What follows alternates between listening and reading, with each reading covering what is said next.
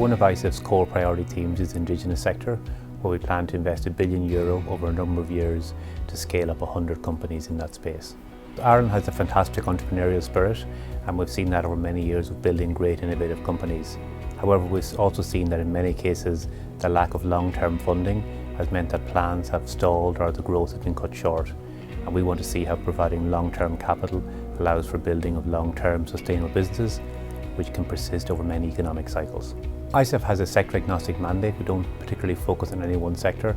However, the sectors that we see the greatest opportunities in the Irish marketplace are probably primarily in technology, food, engineering and manufacturing, where Ireland has a strong presence on a global scale. ISIF provides funding via a range of platforms indirectly. These are primarily venture capital, private equity and alternative debt.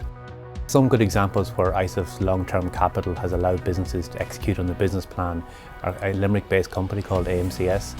We've invested across a couple of rounds there, and that's allowed that company to grow organically and via multiple acquisitions around the world. That company has now grown to a size and scale where it's got 1,000 employees. Another good example is Finance Ireland. Again, we've invested across multiple rounds, backing up our kind of long-term capital, and that's allowed the business to grow and scale quite significantly. They're now the leading lender in the Irish marketplace at the non-bank, and they have a large market share in the motor sector, in the SME sector and in the commercial real estate. Food and agriculture is an important sector to ISIF, given that it is Ireland's largest Indigenous industry and is a significant employer, particularly in regional Ireland. ISIF provides long-term capital, and long-term investment finance is of critical importance, in particular to food companies which tend to have lower margins or higher volatility given the commodity nature of food. ISIF can play a really important role to this sector, providing bespoke financing solutions, long-term debt or patient equity to scale Indigenous businesses, to grow and diversify internationally and to drive these businesses up the value chain. Examples of where ISIF can play a role in growing sustainable food and agri-businesses include Green Isle Brands. ISIF invested alongside a group of private investors in the buyout of Green Isle and Donegal Catch.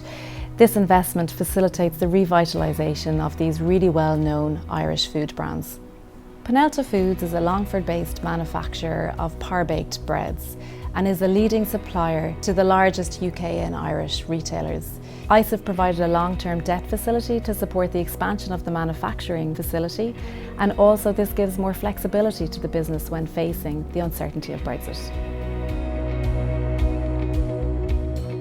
West Cork distillers are a key player in the resurgent Irish whisky industry. They distill, mature and bottle premium Irish whisky, exporting to over 70 countries around the world.